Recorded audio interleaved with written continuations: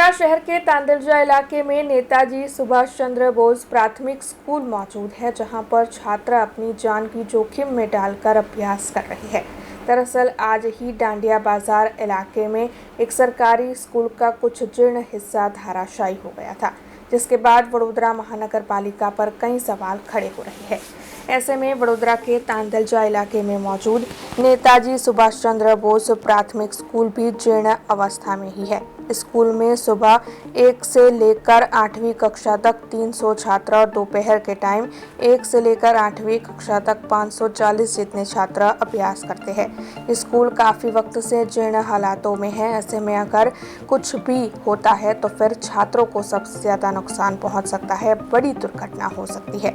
इसी मद्देनज़र वडोदरा महानगर पालिका की ओर से स्कूल को नोटिस दी गई है और स्कूल के जीर्ण हिस्से का इस्तेमाल करने के लिए मना भी किया गया है। लेकिन उसके बावजूद भी अगर कोई हादसा होता है तो आखिरकार इसका जिम्मेदार कौन होगा, ये सवाल यहाँ पर खड़ा होता है। हालांकि मरम्मत का कार्य वहाँ पर शुरू करवा दिया गया है, ऐसी जानकारी सामने आ रही है। रिनोवेशन की कामगिरी चालू કરવામાં આવી છે।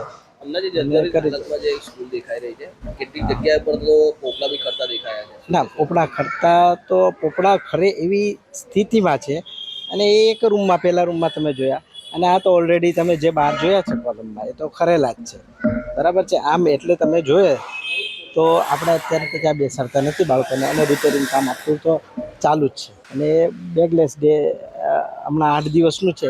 એ 8 દિવસમાં ત્યાં જો વૈકલ્પિક વ્યવસ્થા થશે એટલે આપણે બીજી શાળાની માંગણી કરી જ છે, તો મળે એટલે બાળકોને ત્યાં ખસેડે, બાળકોનું ભણવાનું ના બગડે એ માટે સતત પ્રયત્નો ચાલી રહ્યા છે। સ્ટ્રક્ચરમાં તો હવે છે ને, જો સિવિલ એન્જિનિયર આપણે તો પહેલાં લખ્યું હતું એટલે સિવિલ એન્જિનિયર જોયા, હવે સ્ટેબિલિટી રિપોર્ટ ને સ્ટ્રક્ચરનું તો એ જ કહી શકે। સ્ટ્રક્ચરનું મારાથી ના કહે, આપણે તો જોયા હોય ને તિરાડો, એ તિરાડો બતાવી શકીએ અને આ છે ને આપણે ઉપર આપણા ઉપલા અધિકારીને જાણ કરી શકીએ અને એ જાણ આપણે કરીએ જ છીએ અવારે।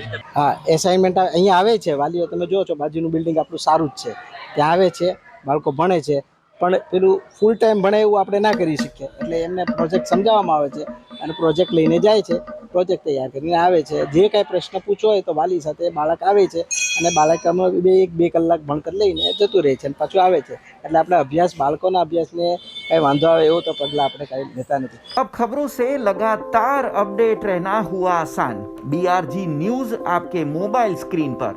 आज ही बीआरजी न्यूज की mobile app Google play store और ऐप स्टोर से डाउनलोड करें और खबरों से लगातार जुड़े रहें।